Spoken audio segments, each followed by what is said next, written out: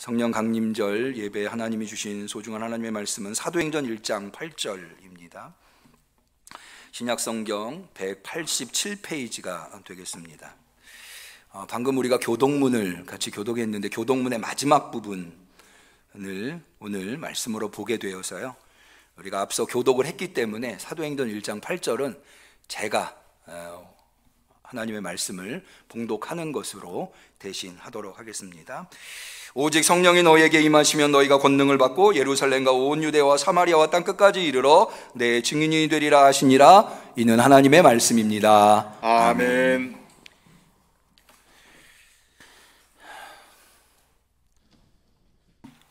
6월 첫째 주가 되었습니다. 5월이 가는 것이 어느 해보다 좀 아쉬운 듯 합니다. 왜냐하면 우리가 여러 해 동안 코로나로 인해서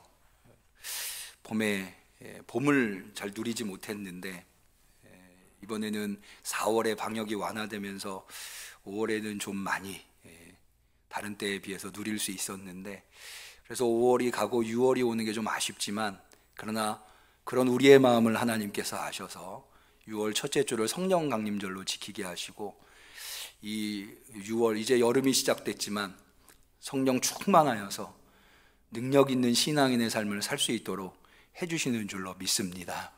6월달 기대가 됩니다. 우리 이 6월에 더욱더 성령 충만한 성도 되어서 하나님께 큰 영광 올려드리는 우리 응암교회 성도님들이 되시기를 축원합니다. 오늘은 다 아시다시피 성령 강림절입니다.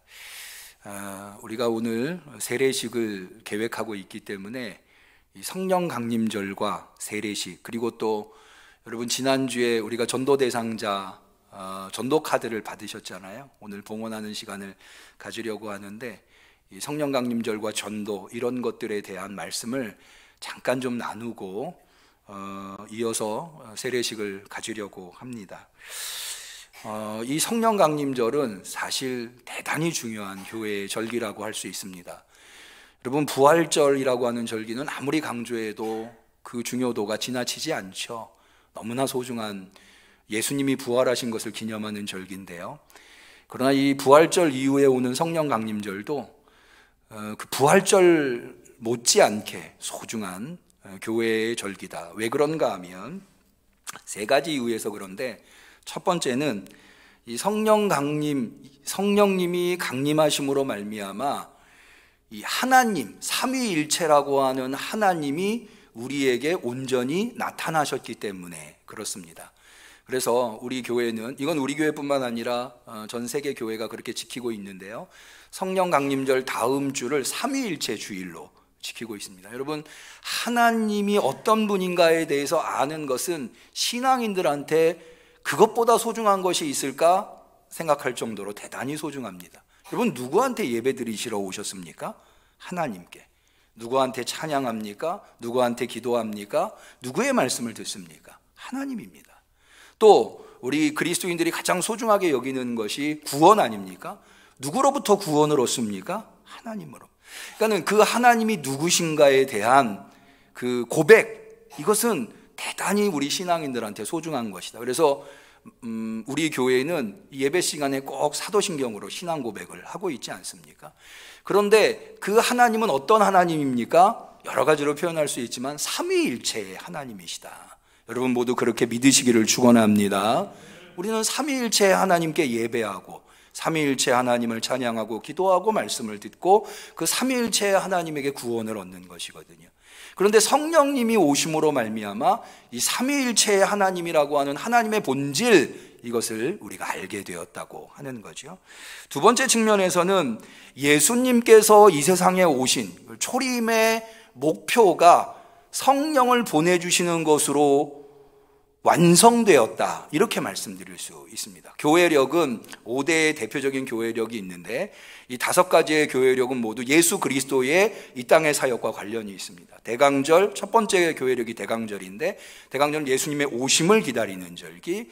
그 다음에 주현절 예수님의 나타나심을 기념하는 절기, 사순절 예수님의 고난을 기념하는 절기, 부활절 예수님의 부활을 기념하는 절기, 그리고 마지막으로 성령 강림절, 부활하신 예수님께서 승천하셔서 제자들한테, 교회에게 보내주신 성령을 기념하는 절기. 그러니까는 이 모든 절기가 예수님의 공생의 사역을, 이 땅에서의 사역을, 초림의 사역을 기념하고 있는데, 그 마지막이 성령 강림절이라고 하는 것은 예수님의 공생에, 더 쉽게 얘기하면 예수님은 왜 이 세상에 오셨는가? 성령 주시려고 오신 것이다, 이렇게 얘기할 수 있을 정도로 성령 강림절이 대단히 중요하다 하겠습니다. 마지막 세 번째로, 성령을 받는 것이 왜 소중한가? 성령은 교회를 교회되게 하고요, 성도를 성도되게 하는 것이 바로 이 성령입니다. 그래서 사도행전 1장에 보면 예수님께서 승천하셔서 성령을 보내주시고 베드로가 설교를 하고 그때부터 교회가 역사 속에 등장하는 것을 볼 수가 있습니다. 그러니까는 교회가 2000년 역사 속에 서 있었던 토대, 교회를 교회되게 하는, 여러분 예수님께서 왜 교회를 세우셨을까요? 교회는 예수님이 세우셨습니다. 믿으시기를 바랍니다. 우리가 세례 받을 때도 교회를 하나님이 세우셨기 때문에 공교회, 공회라고 표현을 하거든요. 사적인 모임이 아니에요. 공식적인, 오피셜하다고 그러죠. 우리가 공식적인 교회. 그렇기 때문에 교회에 질서가 있고 교회에 치리권이 있는 거거든요. 그런데 예수님께서 왜 교회를 세우셨습니까? 예수님의 이름으로, 여러분 이 땅에서 태어난 모든 사람은 그 사람의 이름으로 적어도 무덤 하나는 남아있습니다. 그런데 예수님의 이름으로 무덤조차 없잖아요. 그럼에도 불구하고 예수님이 이 땅에 남겨두신 게 있다면 그게 바로 교회거든요. 베드로에게 그렇게 말씀하시죠. 베드로가 그리스도 고백, 내 교회를 세우리니. 그래서 교회를 세우신 분은 예수 그리스도. 그럼 예수님이 왜 교회를 세우셨을까? 어렵지 않습니다. 굉장히 심플합니다. 예수님 뭐하러 이 세상에 오셨죠? 우리 구원하러 오셨어요. 우리 구원하시기 위해서 십자가에 그 모진 고통 당하셨고 하나님께서 예수님을 부활시키신 거예요. 믿으시기를 축원합니다. 그러니까는 예수님이 이 세상에서 그 모든 고통들을 감당하시면서 하신 사역이 우리를 구원하시, 무엇을 통해서? 예수님을 믿음으로 말미암아, 예수님을 그리스도로 믿음으로 말미암아 우리가 구원을 얻는 거지 않습니까? 그런데 그렇게 해서 우리가 믿음을 갖게 됐는데 그 믿음을 지키기가 쉽지가 않은 거예요. 예수님이 다시 오시는 날 그 믿음이 완성되고 구원이 완성되고 완성된 하나님의 나라에 우리가 들어갈 텐데, 아직은 예수님의 초림으로 하나님의 나라가 이미 시작됐지만 아직은 완성되지 않았기 때문에 완성될 때까지, 예수님이 재림하시는 그날까지 우리의 믿음을 지켜야 되는데 이게 쉽지가 않은 거예요. 베드로전서에 나와 있는 대로 마귀는 우는 사자와 같이 두루다니면서 집어삼킬 자를 찾고 있거든요. 우리는 알게 모르게 영적인 전쟁을 하고 있는 거예요. 그래서 예수님께서 부활하시고 성령을 보내주심으로 말미암아 교회를 세워서 믿음 지키라고, 믿음 지키라고, 우리의 믿음. 여러분 오늘도 왜 우리는 주님 앞에 나와서, 여러분 내일도 선현충일로 연휴지 않습니까? 제가 어저께 어떤 성도님과 통화를 했는데 오늘 교회 오시나요? 했더니 제가 목사님 원주에 지금 있습니다 그러시는데, 그러면서 아 그러셨군요, 예 알겠습니다 그러시는데, 이분이 저한테 미안하셨는지 목사님 원주 오는데 너무 힘들었습니다, 4시간 반이 걸렸습니다 그러시더라고요. 많은 사람들이 아마 이 연휴를 누리기 위해서 뭐 좋은 곳으로 떠나셨을 거예요. 근데 왜 여러분들은 안 떠나셨어요? 예배 드리시려고, 주님께 예배 드리려고. 왜 여러분 예배 드리러 나오셨습니까? 어떻게 해서든지 믿음을 지켜야 되겠기에. 주님이 오시는 그날까지 내 믿음을 지켜야 내가 구원을 완성할 수 있게, 하나님의 나라에 들어갈 수 있게 여기 온 것 아닙니까? 우리가 아는 모든 행위는 다 여기 내 믿음 지키려고 기도하고, 내 믿음 지키려고 찬양하고, 내 믿음 지키려고 하나님의 말씀으로 우리를 무장하는 거예요. 여러분 주님이 오시는 그날까지 여러분들의 믿음을 잘 지키셔서 반드시 구원의 완성을, 천국에 이르시기를 축원합니다. 근데 이것으로 끝나면 안 되잖아요. 예수님께서는 한 사람이라도 더 모든 족속으로 제자를 삼아 땅끝까지 이르러 내 증인이 되라고 하셨거든요. 그러니까 교회의 역할은 두 가지예요. 하나는 성도들의 믿음을 지키는 거고, 또 하나는 세상에 복음을 전하는 거예요. 여러분 왜 교회가 많은 사람들한테 선을 행해야 돼요. 사실은 선을 행하는 것 그 굉장히 소중한 일이지만 사실은 그렇게 함으로 말미암아 빛과 소금의 역할을 감당함으로 말미암아 그들에게 구원의 기회를 제공하려고 선을 행하는 거예요. 우리 응암교회가 이 지역에서 꼭 필요한 교회가 되기를 축원합니다.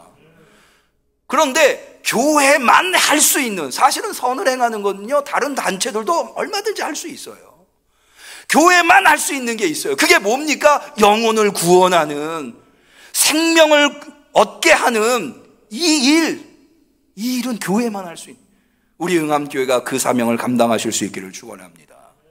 그래서 성령 강림절이요 교회력에서 제일 길어요. 아까 말씀드린 대로 성령 강림절이 마지막 절기라고 그랬죠. 그 다음 절기는 대강절. 대강절은 여러분 잘 아시다시피 성탄절 전 4주 전부터 시작이 됩니다. 그럼 대개 11월 말 12월 초예요.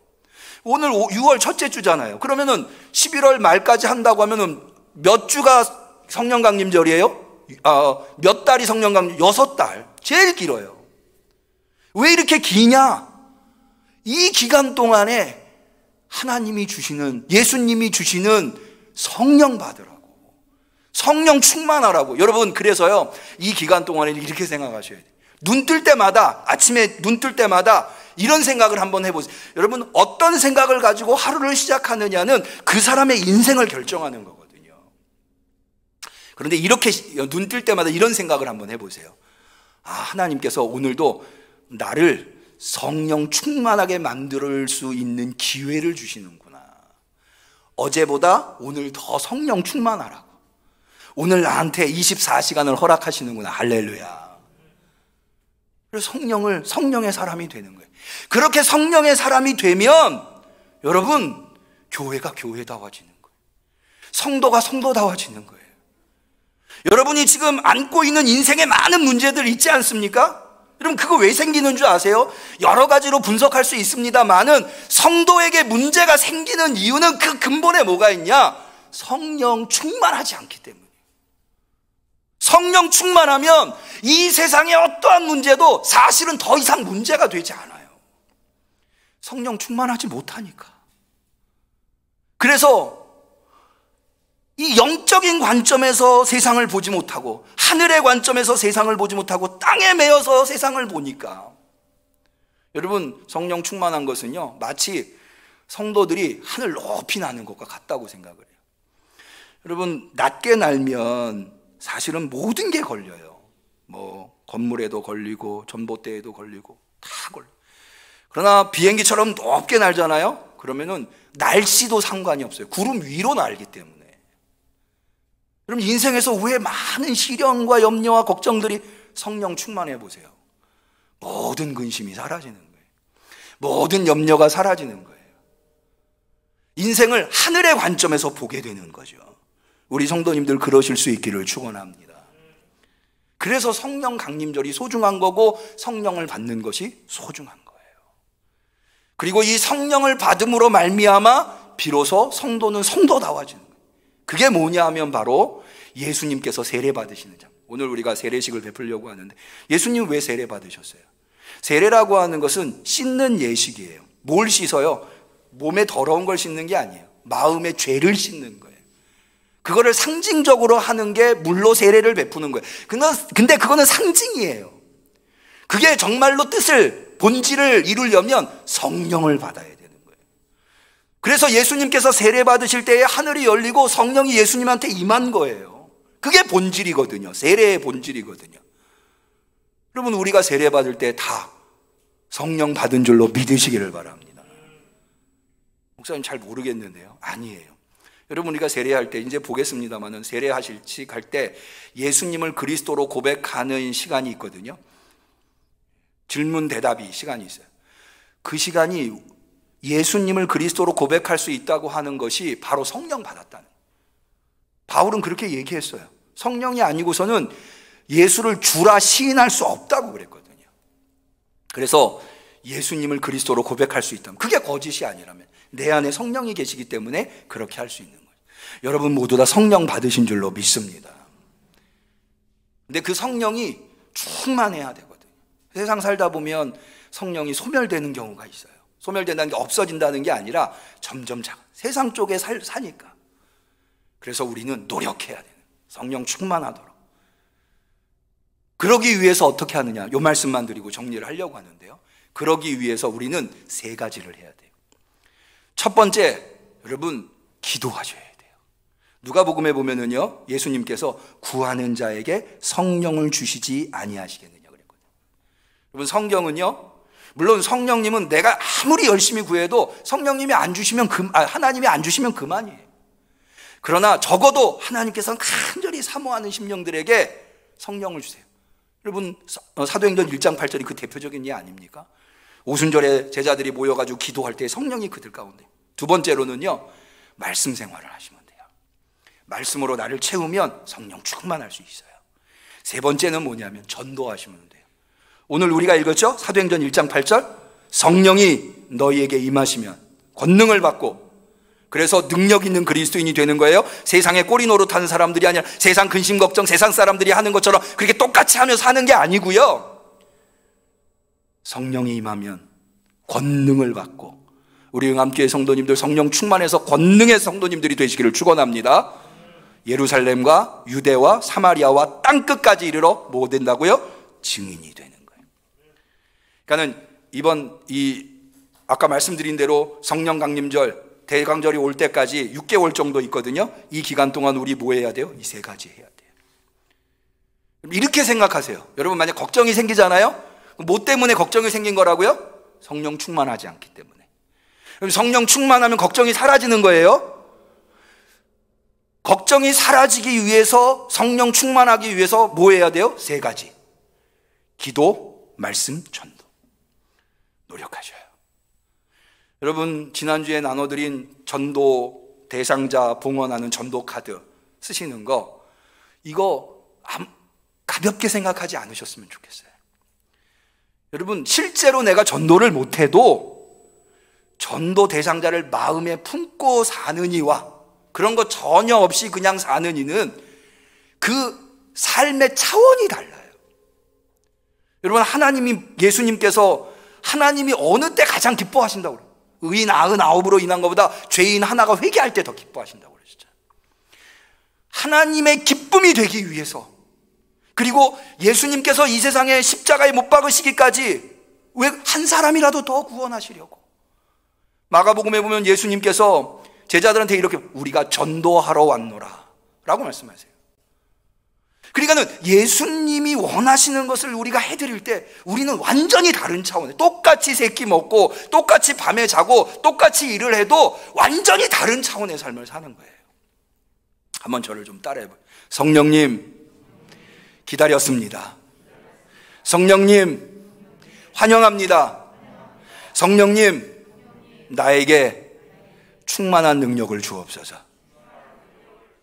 성령 충만하여서 능력 있는 성도, 전도하는 성도, 하나님께 영광 올려드리는 성도, 성도다운 성도가 되시기를 축원합니다. 기도하겠습니다. 하나님 아버지, 오늘 성령 강림절에 우리에게 귀한 말씀으로 성령을 사모하게 하시니 감사합니다. 기다렸습니다. 기대했습니다. 성령 충만한 성도 되게 하여 주옵소서. 그래서 이 세상에 이리 휘둘리고 저리 휘둘리고 하는 성도가 아니라 예수 믿고 구원받고 날마다 기쁘고 즐겁고 감사하고, 그래서 이웃들에게 귀감이 되고 전도할 수 있는 하나님께 기쁨이 되는 우리 응암교회 성도들 다 되게 하여 주시옵소서. 예수님의 이름으로 기도 올리옵나이다. 아멘.